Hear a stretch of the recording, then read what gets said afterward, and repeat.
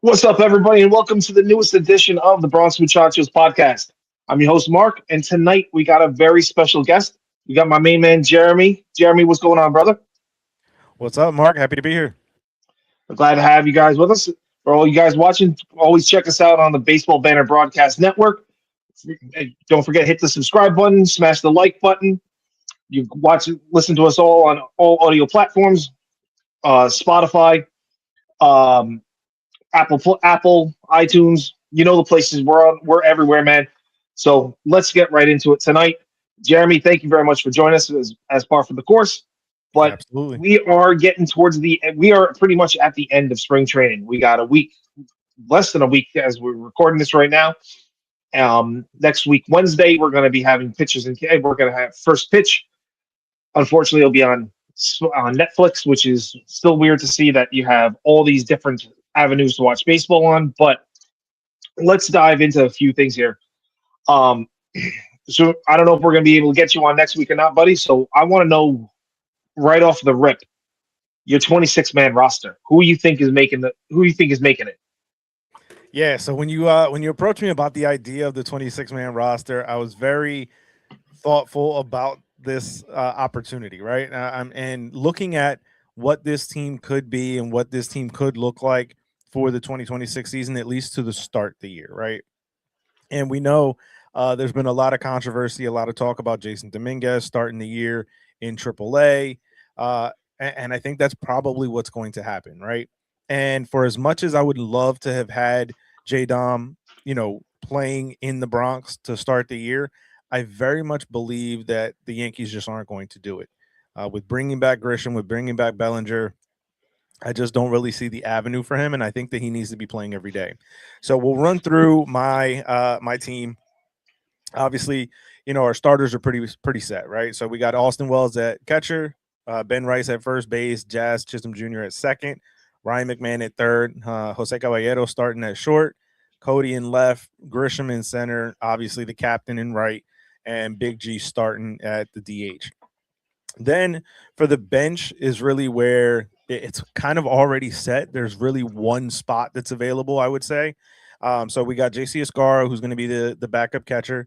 We heard Boone talk about that the other day on the spring training broadcast, that they're likely going to be running technically with three catchers because Ben Rice does catch, but he hasn't been catching much, right?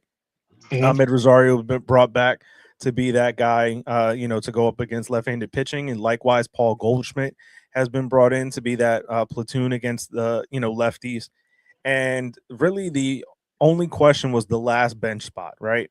And I think with the Yankees bringing in Randall Grichuk, I think that he's going to be the guy that gets that fourth outfield spot, similar to when they acquired Austin Slater last year, to kind of be that righty bat that hits against lefties, right?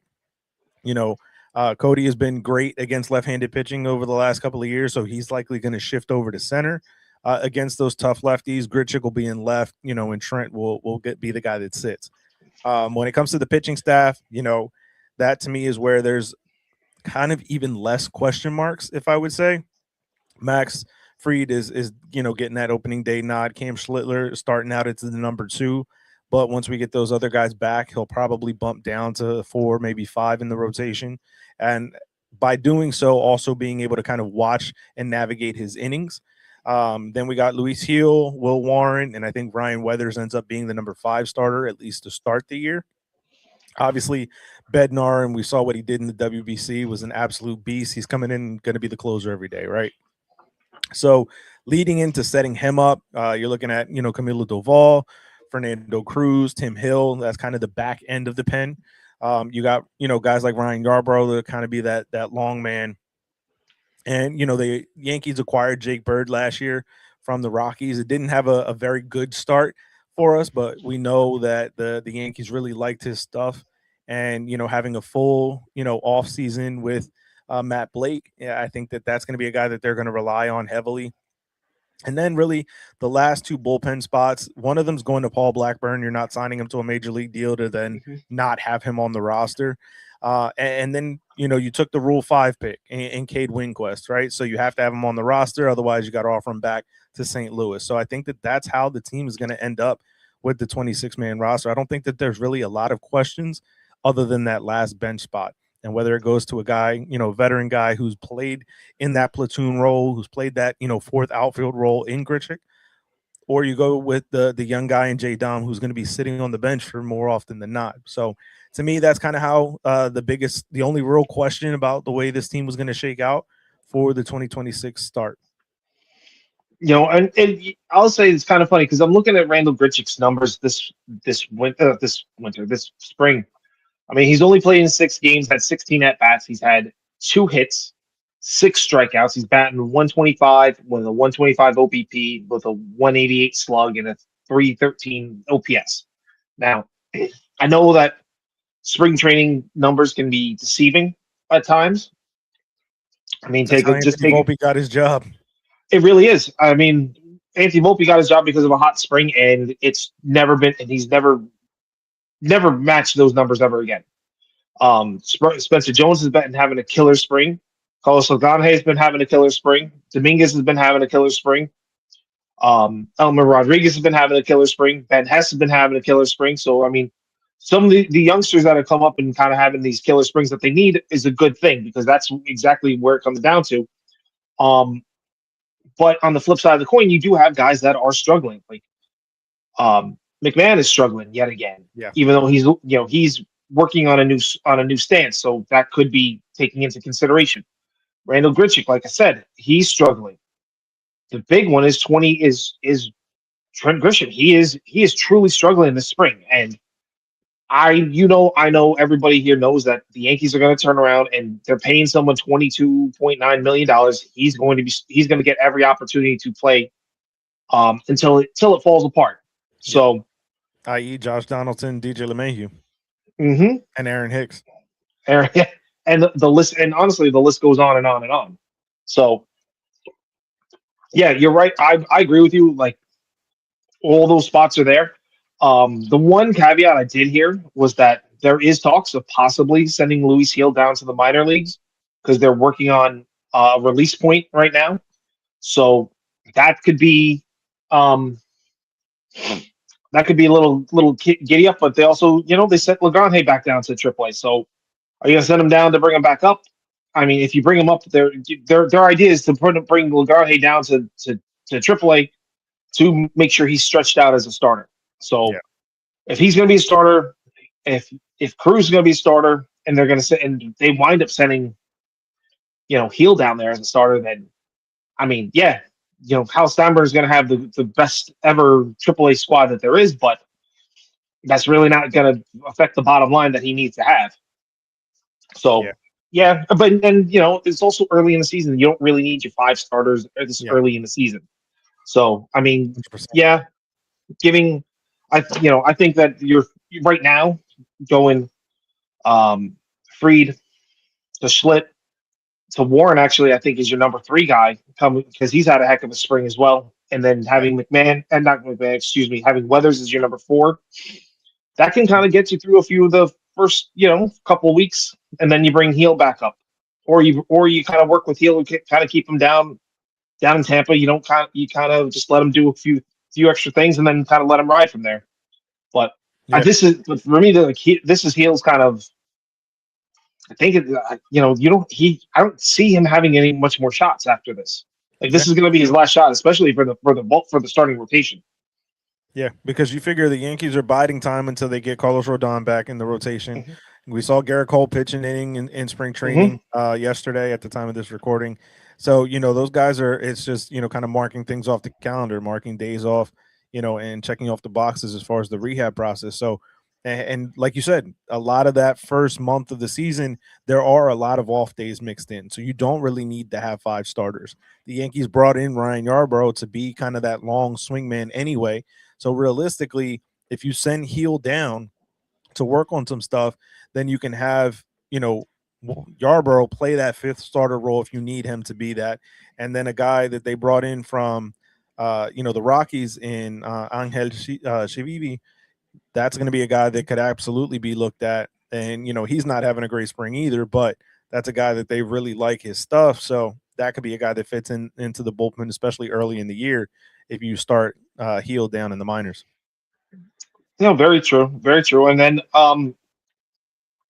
I would have thought that they instead of putting Heel in the minors, you can flip it and put Heel in the bullpen, start him off there, like let him work with Matt Blake, let him work on that release point, put a Yarbrough up there in the as kind of like your opener or as your 4 inning kind of guy or something like that, and then you can kind of piggyback Heel and Yarbrough together in a sense. You know what I mean? Like you have them both stretched out. You can have them both going 4 innings, 5 maximum, and then go from there. So that's that could be another option. Yeah, you can definitely have them piggyback starting. You figure if you start out with Yarbrough, then you bring Heel in to kind of maximize the rest of that game. It's something. It's just something. It's something to think about. McMahon.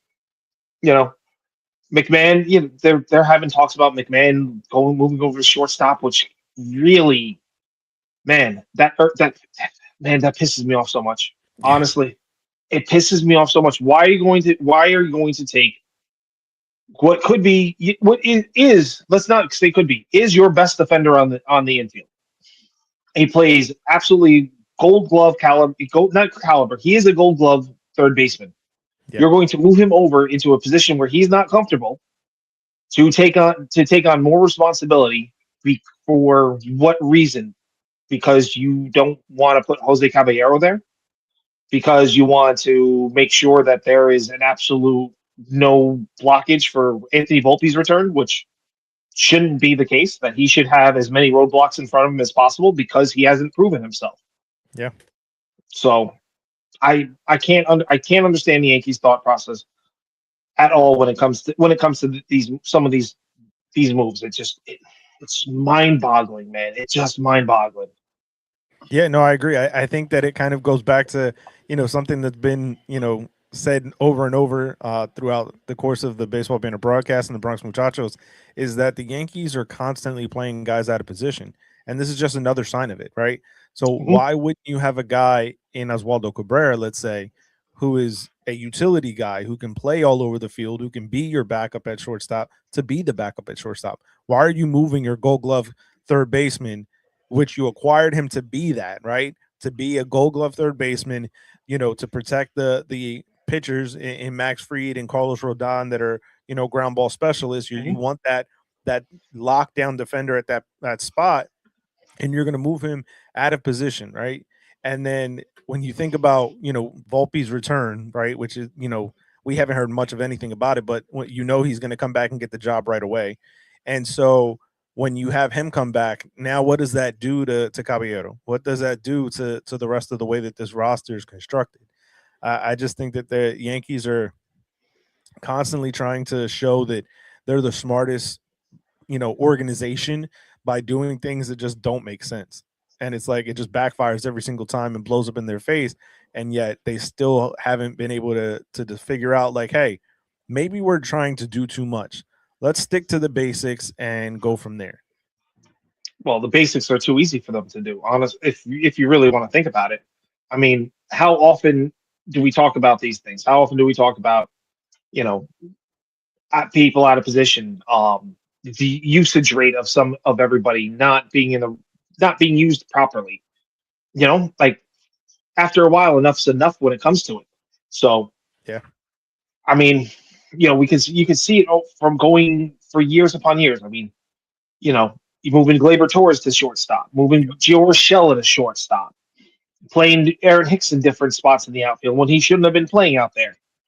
You know what I mean? Like, how many different people did they rotate throughout the outfield at times just so they can get somebody out there?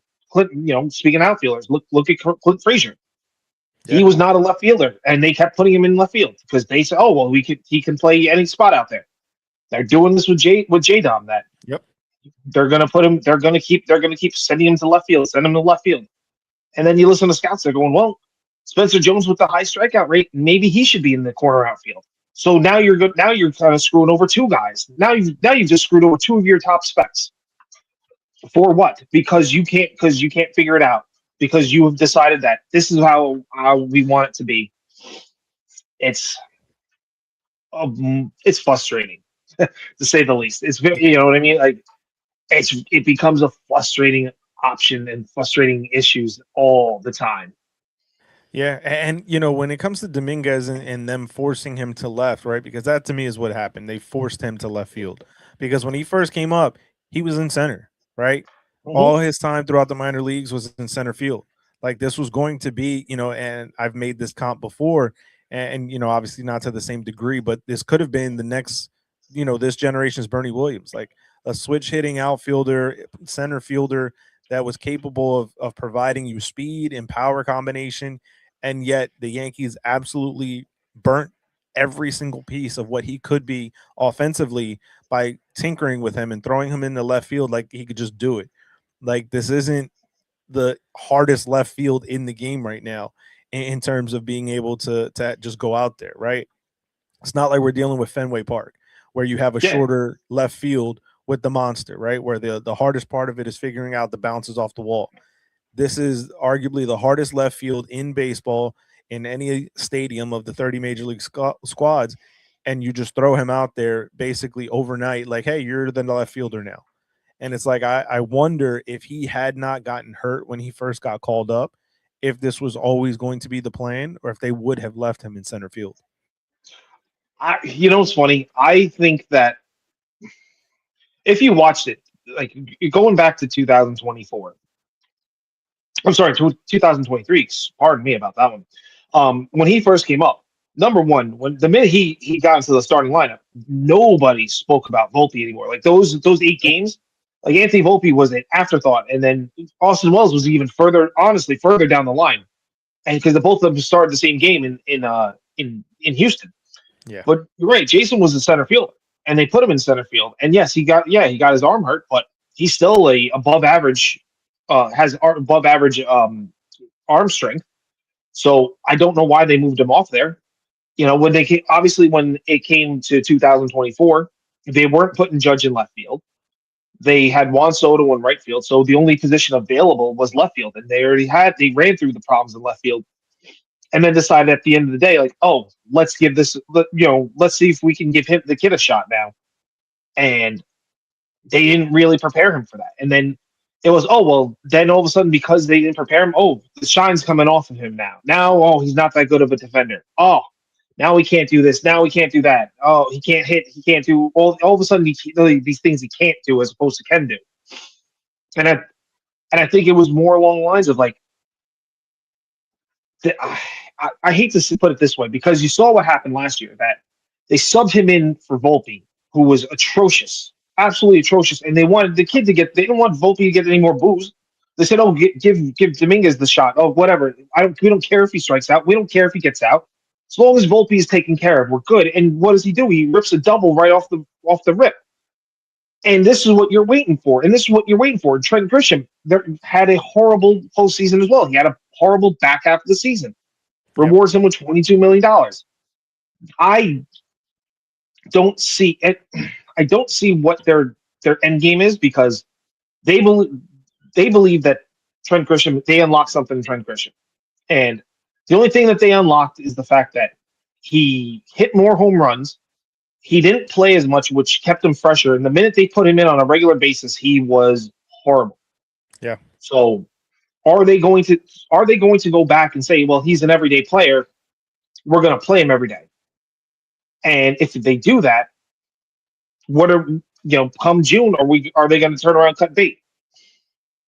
Yeah. Because I mean, you can see it doesn't work because they've had there's such a long list of things of Trent Grisham playing on an everyday basis that it does not work for him. yeah. Yeah, and I think when you look at it, you know, obviously Yankee Stadium plays a big factor into his power success, right? And I was listening to MLB Network Radio earlier today, and they were talking about the fact that, yeah, he had 34 home runs or whatever it was, but he only had 9 doubles. I mean, if you're Mm-hmm. hitting for that much more power realistically, you'd have a lot more doubles than 9, Mm-hmm. like single-digit doubles for a guy who played, you know, the majority of the season, three-fourths of it, you know, when they started stopped platooning him. And that second half, like you said, really did not do anywhere near what he did in the first. And so for me, it's such a question as to what the Yankees were thinking offering him the qualifying offer. Obviously, they did not think he was going to accept it, right? That was probably the biggest thought process. Oh, well, you know, we'll offer it. we'll get a, you know, 4th round pick or whatever it was. And that to me just was not worth the risk of him potentially accepting it as he did. Well, there was also, don't forget, there was also the other caveat was that Bellinger hadn't signed yet.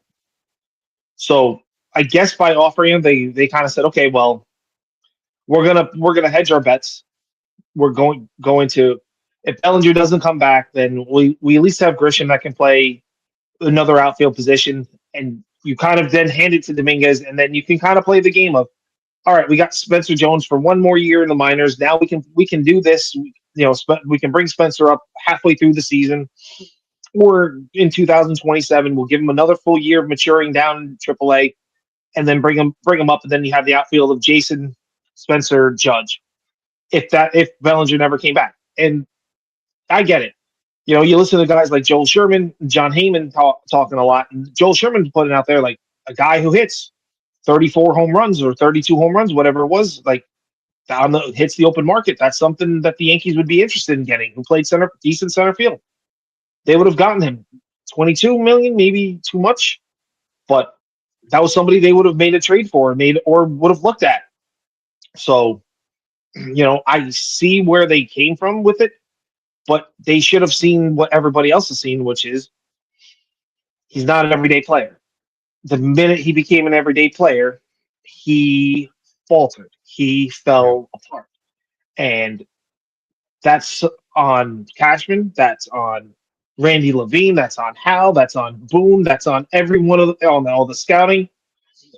That's on the entire team that they can't put this thing together. Like they haven't. And you know what? And I also do think like when Aaron Judge says, I want to run it back with my guys, and Hal's all about, I want to run it back with these guys in the front office, it trickles down to the players on the field. I mean, let's be honest about this, and let's be real. Like Aaron Judge has been gets a lot of the guys that he wants, and gets to get rid of the guys he doesn't want. You know, case in point, like they didn't go. They went to a certain spot. I mean, listen, you going $750 some odd million is not really kind of just stopping when it comes to Soto, but they didn't do what Steve Cohen did, which was like take the extra step, like go the extra mile. They decided to go. They just went there enough to show. It kind of seemed like they were showing everybody that we want him, but we don't want him that much. You know, don't want this kid, this guy that we just went to the World Series. We don't want him. We want him just enough, but not overly. We're not going to go over the moon for him, but we're going to go over the moon for guys that are a little bit older, a little bit more injury prone, coming off of their one good season. Yeah, and we're gonna stop the development of the young kids that we know can help us. So it's an odd thing for me, but kind of also brings into another question or another kind of thought process going forward, because we did the State of the Yankees. I said this team is is a transitional team. So I'm gonna rip off these names for you. You got Dominguez. We're gonna put Spencer Jones there, Austin Wells, Ben Rice, Anthony Volpe. You got Schlittler there. You got Will Warren there. You got Luis Hill. These are all for all intents and purposes, all homegrown guys. Yeah. Okay. Do you see how many of them, and which ones do you see as the core of this team going forward? Well, that's a great question. So obviously Schlittler, right? You have to start there because this is a guy who has the stuff of an ace, and so everything starts with pitching, right? Right. So you have to be able to facilitate that. To me, and I've mentioned this before, I think Luis Hill would be better served to be a bullpen guy, especially when he can't find that third pitch. You stick him in the bullpen, and he's only got to worry about 1 and 2. And you come in, you give it all you got, and then you go sit down, right? So I think for me, that would be the guy that I would look to put in the pen, and if we're gonna go, core 4, obviously to me, Jasson Domínguez is a guy who absolutely needs to be the guy that they kind of build their offense around. I think that, obviously the Yankees as an organization have soured on him, but I don't think that fans have soured on him, right? Personally, I have not. I think that this is a guy who needs to be given the opportunities that we've seen Anthony Volpe get. And for me, that's one of the guys that I want to kind of build this team around for the future, right? I think that having a switch hitter of all things, something that's a dying art in our sport, Mhm. he's not going to get better against left-handed pitching unless you throw him out there against left-handed pitching, right? So for the knock of, oh, he can't hit lefties, well, he doesn't get the opportunity because he never really had an issue when he was in the minors because he was out there playing every single day. And then, if we were going to build the new core four, Ben Rice to me is a guy that really opened my eyes last year to what he was capable of doing, and a little bit even more the year before.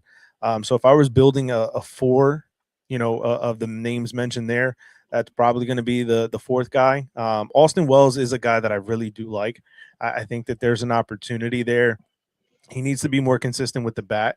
But I think that, he's shown an ability that was not thought to be had, in terms of what he's able to do behind the plate, right? And we saw, part of what he did with the Team Dominican Republic in the WBC. And while he didn't have the greatest batting average, he had a couple of very big home runs for them. But he called a good game. The pitchers liked throwing to him.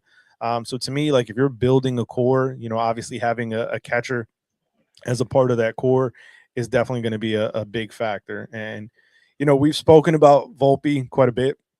We know he's your favorite player, but when I look at Volpe, and we've said it before, he's really a second baseman, right? Mhm. Nobody other than the Yankees see him as a shortstop.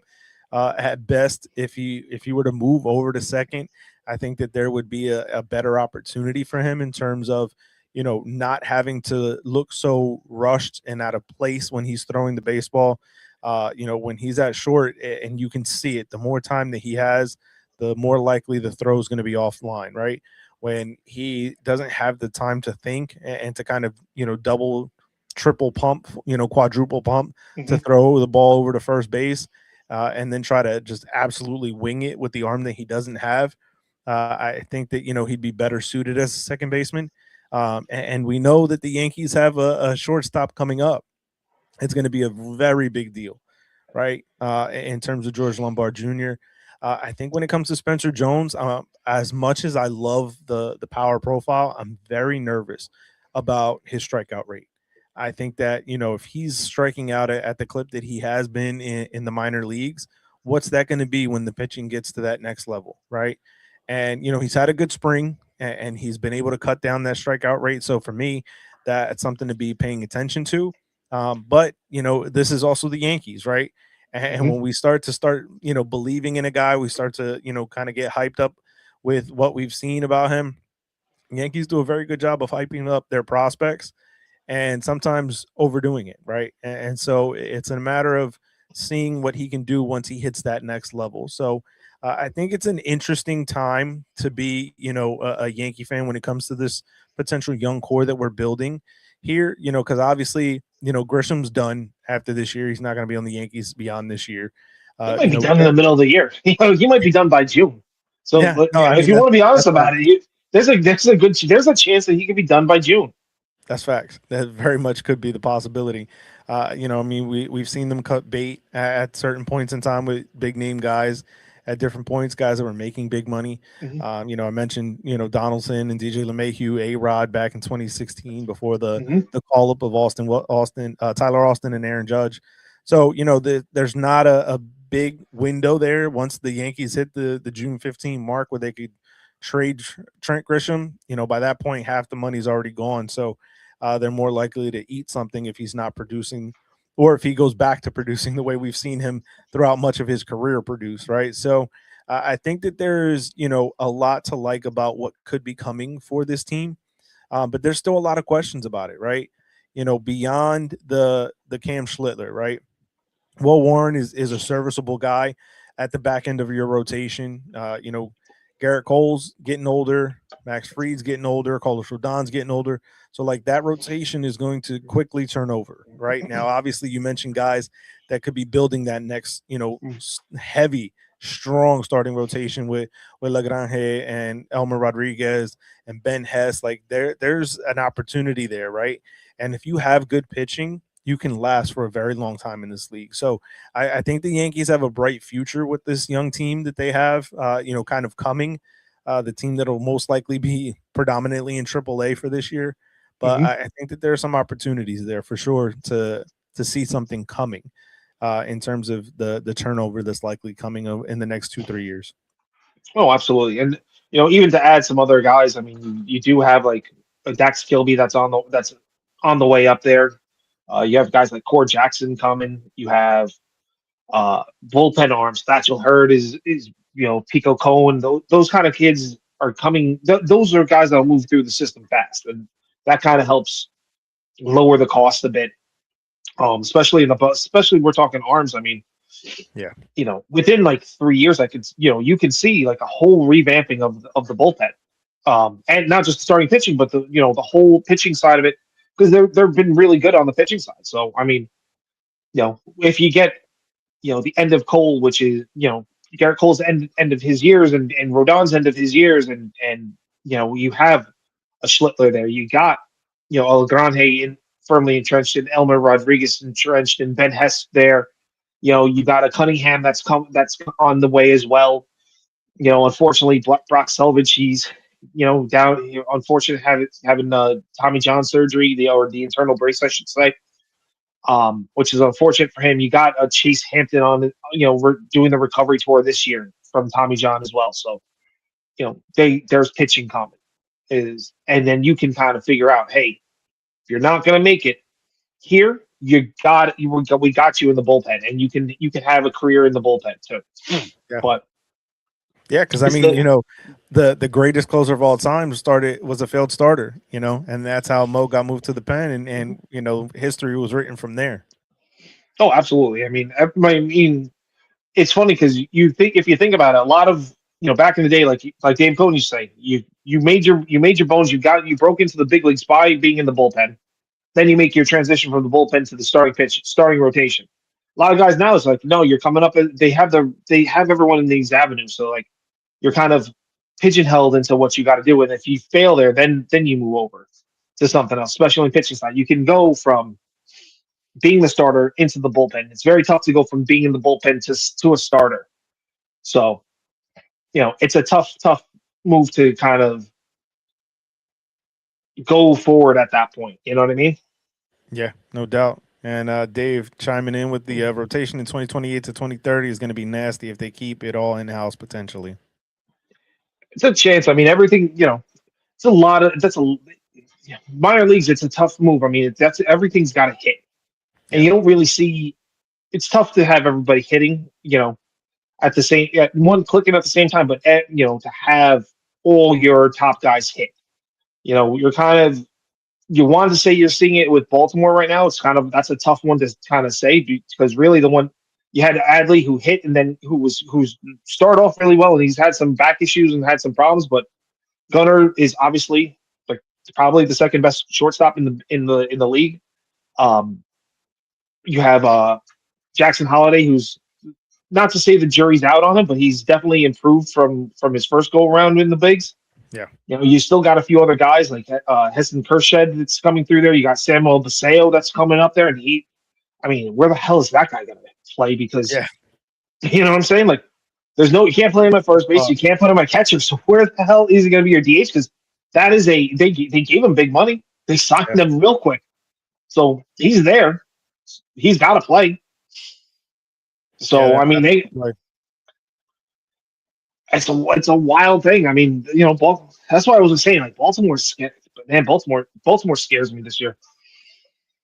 That's the team that scares me. But having taken this all the way back to the Yankees wise to the '90s, and we always revert back to them. But it's very rare that you hit on a catcher, you hit on a first base, hit on a shortstop catcher. You had your center fielder that was already there. You had a perennial starting pitcher and a closer at that point too. And don't forget, you had a kid, Ramiro Mendoza, who was that kind of swing option that could go 5 innings when you needed him to. But when you put him in the rotation, he kind of wasn't built for the rotation, but he was built enough that, all right, we need to give some of these guys a day off. He can kind of run it for a few innings. Yeah. Yeah, and that's where, to me, a guy like Ryan Weathers is so interesting, right? Because he, to me, could be that guy that is that kind of swing man, right? That could come in, take 3, 4, 5 innings if need be, and then also be a guy that comes out of the pen, right? When we get, Cole back, when we get Rodon back, like that to me is a guy that plays a very, very interesting role. So I think that he could be a very interesting addition to this 2026 roster. Oh, 100%. Because even if he doesn't make it in the starting rotation, he could be your setup man, or he could Yeah, be your closer too. Like because don't forget Bednar is on a 1 year deal. yeah, So I mean, he could take over the closing role, and he's got nasty stuff that can run it like that.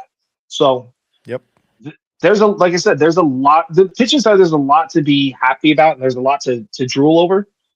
I'm just hoping that they figure out the hitting side to it all. You know, yeah. That like to me is the biggest question. and honestly, like this, I think starting this, they've had some. They've been producing from. They've produced out of the draft. I think this year is a big move for the draft for the Yankees. Like, yeah, they're drafting in the mid 30s for the first round pick, but they didn't. They have the full complement of draft picks this year, so it's not like they're missing. Their number one, their number four, whatever like that. They got their full complement, and they have to really invest on the hitting side of it this go around. And the first pick that they're taking, they have to hit on it. I got a couple of guys in mind that could fall to them at their spot, but they got to hit. That's exactly what happens. Like that first pick they get, they have to hit on him. Yeah. Yeah, I think that the offense is going to be, obviously last year was one of the best, if not the best, in baseball in different categories, right? But when you look at this team, a lot of that it was carried by a big offensive year from Judge, a big offensive year from Ben Rice. Hmm. You had a big offensive year from Jazz.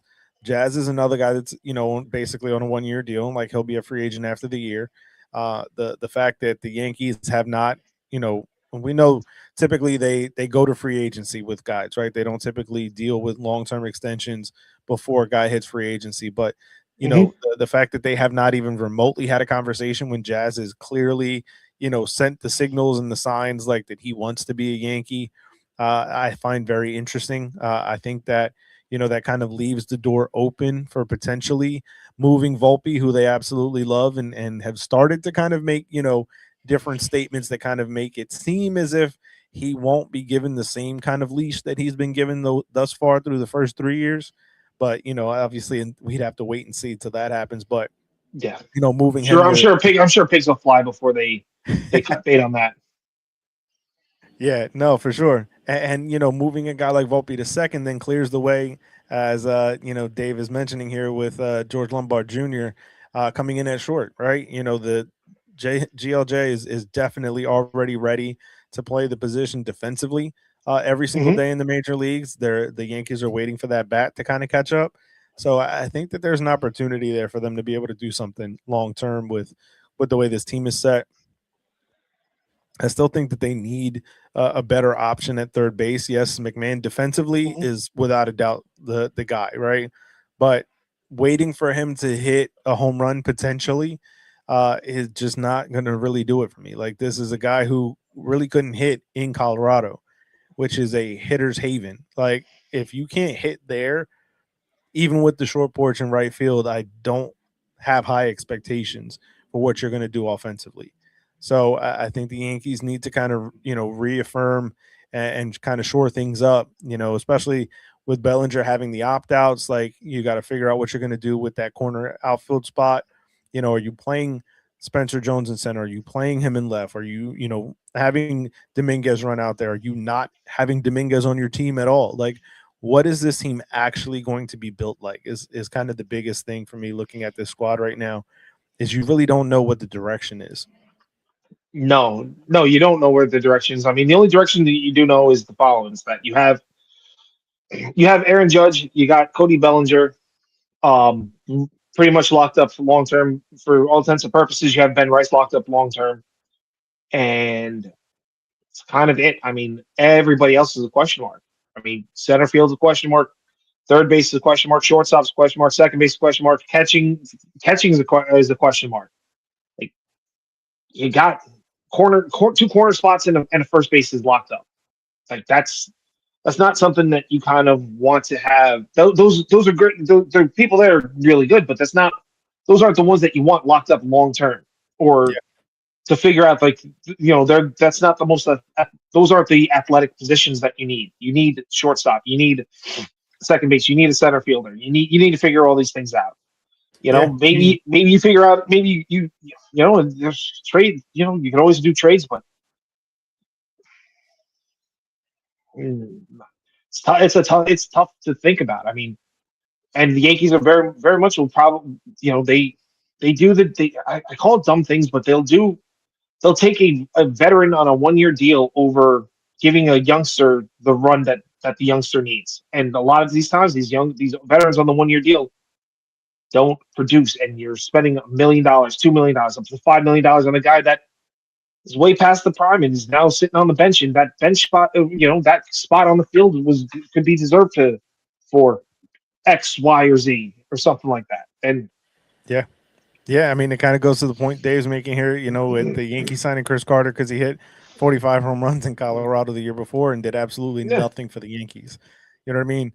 It's funny to me because it's like, you hear all these different organizations talking about building championships from the middle of the diamond up, right? Having a catcher that you can build around, a shortstop you can build around, a center fielder you can build around. And the Yankees are building from the corners in, right? Yeah. And it just doesn't really fit the mold of what you expect. Yes, you want to be able to have quality players at every spot, right? Obviously, you're not going to have a team like you have in the WBC where there's a superstar, an all-star at every position. But you want to be able to make sure that you have the guys that you're building your championship caliber team around be strong up the middle, right? That's where teams are. When they're strong up the middle, that's who's capable of producing and being able to be a winning ball club, right?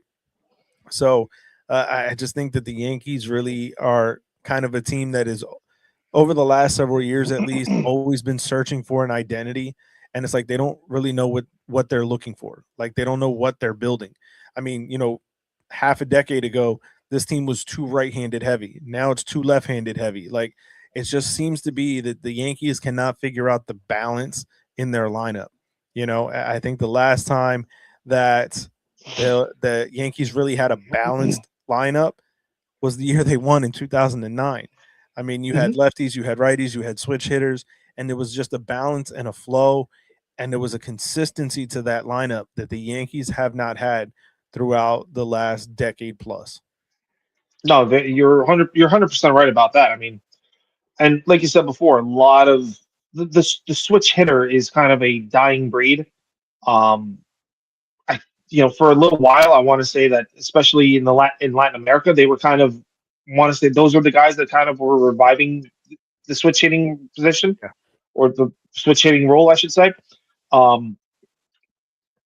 yeah, I mean, in how baseball is currently and how it is today, it's to take the time to not just learn one swing and perfect one swing, but then have to perfect a second swing is just too much. It's too, with careers that get short very fast. These guys no one wants to put the time and effort into to do that, to say, okay, well, I'm going to do this. We're going to push them to hit from both sides of the plate because this is the best way to move forward. But to get to the big leagues, you have to be proficient. You have to hit for power, and if you can't hit for power on one side of the plate, then why are we going to keep working on that? Or, like we're talking about Jasson. How often is it that we're talking about? Well, we can't hit left-handed, so we just ditch left-handed, just ditch hitting right-handed. Down the minors, Roger Arias, same thing.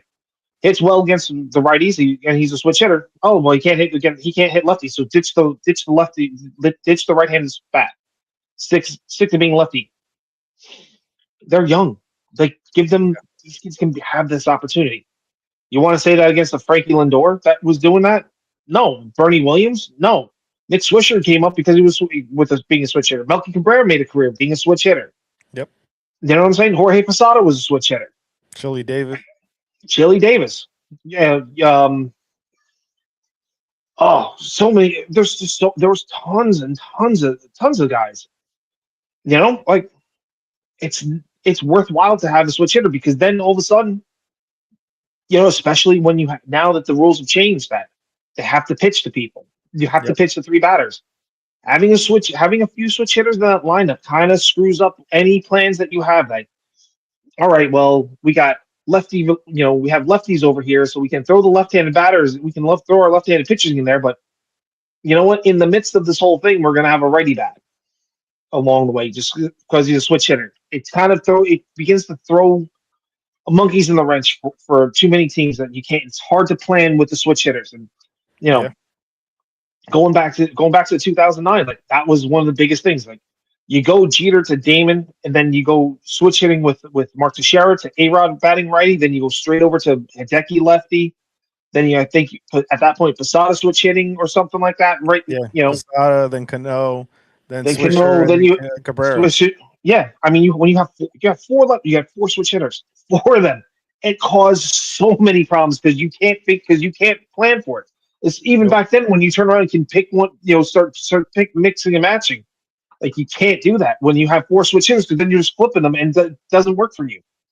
Yeah, no doubt. And like we said, it's a dying art when it comes to switch hitting. I mean, you can basically count on one hand the number of switch hitters that are in the major leagues right now. And one of them's about to be a little less because Dominguez is likely going to start in Triple-A. Yeah, and they're going to wait till the last minute to send him down to Triple-A. Yep. Which is the craziest thing. They'll probably wait till Tuesday to send him back down. Yeah. Yep. It's absolutely crazy. Oh. All right. Well, speaking, you mentioned the WBC before, and I just kind of want to touch on one thing with the WBC. I mean, it went from a stinker, like the final went from like kind of like a stinker to like a really good game to back to an unfortunate thing for Team USA. But I mean, Team USA against Dominican Republic was a great game. Incredible. I mean, that was pitching was phenomenal. Aaron Judge, you got to give Aaron Judge a ton of credit because that one throw single-handedly changed the entire trajectory for the Dominican team because they stopped running because he threw Fernando Tatis Jr. out. They weren't pushing the envelope, and they were scared to push the envelope at that point. So I guess my question is this. Because of the WBC, in a good way, how do you think the players, the Yankees coming back particularly, are going to now treat the rest of spring training and then treat the season? Are they is Judge gonna come back with a little chip on the shoulder for someone who had a decent but not great WBC, especially offensively? Is Bednar gonna come back after pitching really high intensity games? Is he gonna take the foot off the gas and have to rev the engine back up? Is Duvall gonna be there rocking and rolling? How's Elmer Rodriguez gonna be down in AAA, knowing that he pitched really well for Team Puerto Rico, and then now has to be in AAA to kind of have to prove himself again? How's Austin Wells? Augusto Wells, not Austin Wells, Augusto Wells. Is he coming back as Austin, or is he coming as Augusto? I don't know yet. If he came back with the Braves, then what's happening. Yeah, no, I think that I think it's an intriguing thing, right? And I think that the first few weeks of the season are really going to shed a big light on it. I think that the experience that some of these guys got playing in the WBC is going to carry over well for this year. I think that when you look at, like you mentioned with Judge, right, he's going to have a bitter and a sour taste in his mouth for how the WBC ended, right? And if he carries that chip into the 2026 season, look out. I mean, this guy is already, arguably the best player in baseball, right? This is a guy who 3 of the last 4 seasons has had a 50-plus home run campaign. If he comes in playing with a chip on his shoulder and capable of playing how he did, and take it to another level than how he did in the WBC, obviously the final game was not a good representation of it, but the rest of the tournament was, pretty good for Judge. If he can take that and amplify it in the 2026 season, this is a guy that can go out there and put up another 50 home runs, right? And it's crazy to say that you're almost expecting a 50 home run campaign from a guy outside of the steroid era, but that's kind of what we've gotten to when it comes to that point with Judge, right? Now, you take that chip on his shoulder, you take the intensity that David Bednar went out there and got some very big outs for Team USA and bring that into the season, right? You had Jazz that was, doing his thing for Great Britain, right? And obviously it wasn't, necessarily the greatest showing of all, but this is a guy now you have the opportunity to kind of put up from the big comments that he made about a 50-50 season, right? Now, to me, the other part of this is that the experience that Austin Wells got to me is going to be the biggest, positive note from the WBC. What he got to do in being on Team Dominican Republic and being around those guys who are arguably some of the best players in the game, right? Being around Juan Soto, Vlad Jr., Fernando Tatis Jr., Ketel Marte, being around these guys, seeing what they're doing in the cage, seeing the work that they're putting in behind the scenes, and then being able to go out there and work with, guys like Sandy Alcantara, right? Going out there, working with the different guys from that absolutely ridiculous bullpen that they had. There's an opportunity there for him to be able to bring what he took from the WBC over to the 2026 season for the New York Yankees and have a monster year. If Austin Wells can go out there and hit you 250, 260 with 2025 bombs because of the experience that he got in the WBC and what he was able to take away from it, I think the Yankees are in a good spot. It should be a good thing for them, and hopefully hopefully Wells amongst above all else got the most out of the WBC because he was the main catcher for the Dominican team. Yep. So him playing in those games, playing a lot too, catching. He should be in midseason form quickly. Especially calling the games too. Like hopefully he kind of got an insight to how some of these, not just how they prepare, but tendencies as well. Because I mean, he's seeing like a Vladdy up close. He sees Vladdy up close, but now he's seeing it. Now he's sitting there watching it at a different angle now. Like as a teammate, kind of seeing how the behind the scenes preparation he's doing. Like what is he going to do to kick in? How does he kick into high gear? How can he take that into the next level? How can he take that and pass that information to some of the other kids and some of the other guys on the team? Like, hey, these are things I saw. Like, maybe this will be good for someone like you to add to your repertoire or things like that. Yeah, like you said, Duvall. I know the Yankees have been working with Duvall all off season. Like they went down to they sent guys down to the DR with him and had him at the academy, Boca. And they were working on release points and they were working on stance and they were working on, hey, this is the video of you in 2023 when you had your breakout season. Let's get you back to here. And he was having a lot of improvements because of that. So this could be like Duvall could have a breakout season and pitching in the WBC, pitching in important games could be the catalyst to kind of set the tone for his season as well. But 100%. On the same token, I'm hoping that for like a Judge, the letdown of the title game there's not a hangover for him. That's what I mean. Like there's nothing to say that there would be a hangover, but you never know. Like he had you had the World Series and then you had time. He had time to kind of react to it and then kind of get over it and compartmentalize the whole World Series to step forward. Now it's a very short period of time of, hey, we just lost a nail biter, what became a nail biter to the Venezuelans. I didn't perform in this game, and now I've got to get back to the Yankees. I got to leave the Yankees, and oh, by the way, we got opening day in a week. Yeah, I gotta get my head back in. I gotta get my head back in the game for here. How can how can he get? How much is this going to affect him, or is he going to use that? Is that going to be fuel to the fire for him? Yeah, and I think that watching the way that he's kind of reacted to different things throughout the course of time, as a Yankee, we've seen him kind of be able to react in a positive way, right? Think about the one time he got ejected from a game. He went on an absolute tear after that, right? So for me, looking at the way that Judge is and the way that he's kind of, comported himself over the tenure of his Yankee career, this to me is likely going to serve as motivation, right? I think back to 2009 in the WBC when Jeter was a part of that, right? And there was a comment made about he made a comment on the broadcast about the guys that say that winning the WBC is like winning the World Series. They've never played in the World Mhm. Series, right? And Yeah.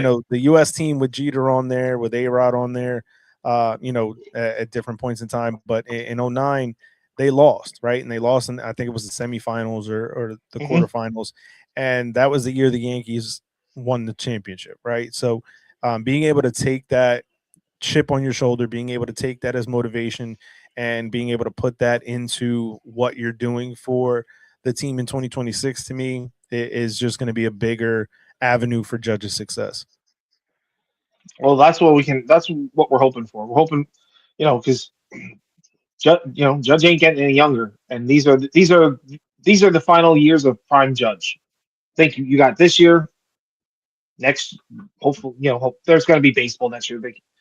I hate talking like, oh, is there baseball? I think the owners are going to be too stupid to Yeah. knock out baseball for next year. But yeah, I think you got 2, maybe 3 more years of prime Judge, especially prime outfield Judge, and then now you got to then see what happens to him after that.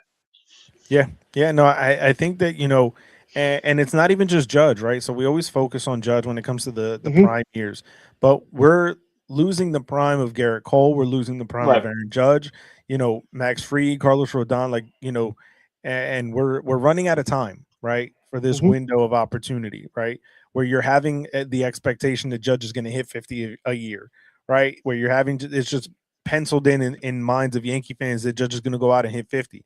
Like that's not an easy thing to do, right? That's why after the steroid era, you really didn't see it, right? That's why when Jose Bautista did it for the Blue Jays, so a decade ago, it was such a big deal. Like, yo, is this guy juicing because he had 54 home runs, right? So the fact that Judge has gone out in 3 of the last 4 years and hit 50 home runs and probably would have done it in 23 if he hadn't collided with the wall in Dodger Stadium. Like he was well on his way. I mean, he still ended up with what 37 that year. Like he was well Yeah. on his way to another 50 home run campaign. So you're talking if he hadn't gotten hurt, it's reasonable to expect 4 straight years of 50 home runs. Like that just doesn't happen. But the Yankees need to do everything in their power to capitalize on this window because my opinion is that when we look at this team, right, especially fans of our generation are of growing up under the boss and under Jeter, it was World Series or bust, right? And amongst the fans, that's still the mentality. However, obviously, amongst the front office, amongst the owner and Hal Steinbrenner, that's not the same mantra. That's not the same mentality. But you're running out of time to where you can reasonably expect this team to be competitive in that nature. Yeah, the Yankees haven't Well, had a losing season in 30 some odd years, but you're running out of time where this team is going to be amongst the top 5 in baseball, right? Amongst the top 3 in the American League. And I think that if you lose this window of Cole and Judge, amongst the other guys, now you're really going to be looking at what is this next generation going to look like, right? And we spoke about it, right? There are some positive things to look forward to with this next generation of Yankees. But is that core going to be able to be enough to surpass guys like Vladdy, like Fernando Tatis Jr., like the Bobby Witts of the world, the Cal Raleighs of the world, the Julio Rodriguez is like, are they going to be able to compete with those superstars? And so that to me is the biggest thing. The Yankees need to put the pedal to the metal and go full bore with this team right now, and they just have not shown a willingness to do so. no, they're very much in a you know they the Yankees under George, and especially the Yankees with Jeter, they were considered a very corporate team. Very buttoned up, very tight knit, or very wound tight. Too corporate, too ties and everything like that. I think that Hal runs this too much like a corporate boardroom, as opposed to he doesn't have enough fan in him, and that's the problem is that George Steinbrenner knew what he had to do a lot of times. Like he knew he needed a strong farm system to help feed the the major league team. He needed because you couldn't Yep. just keep buying a player or trading off everybody. But George Steinbrenner was also a maniacal fan. Yes, it was.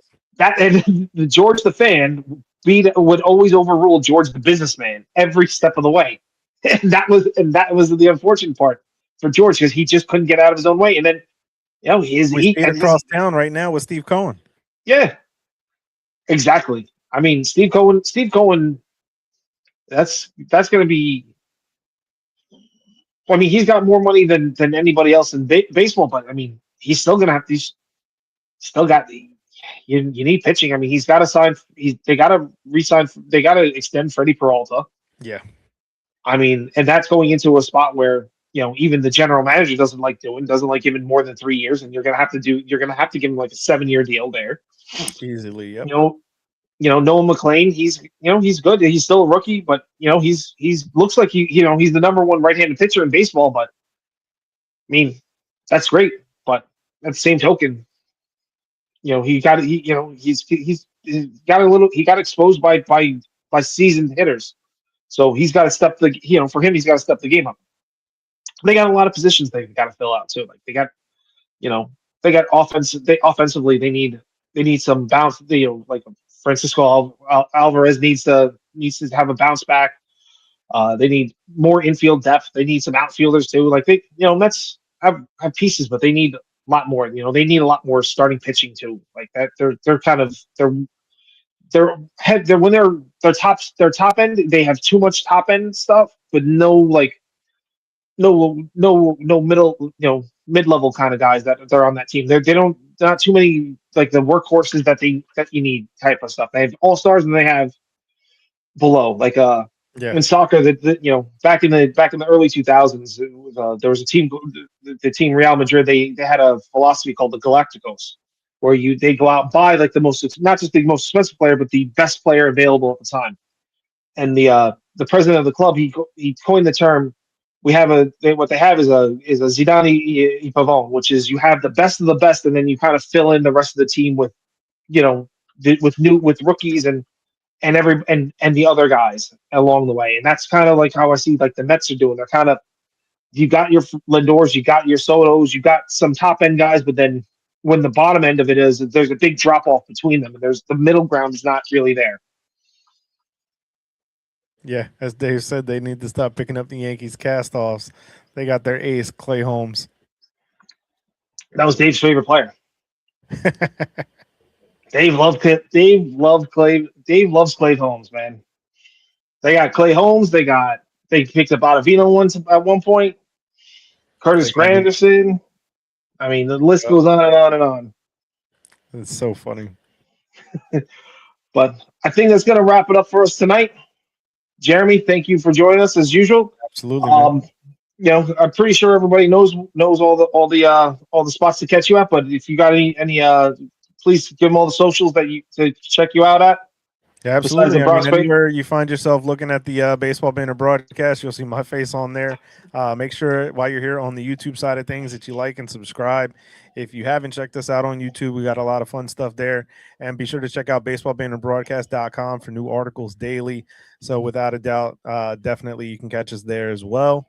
And, thanks for having me on, Mark. Definitely always appreciate having the opportunity to talk Yankees baseball. So.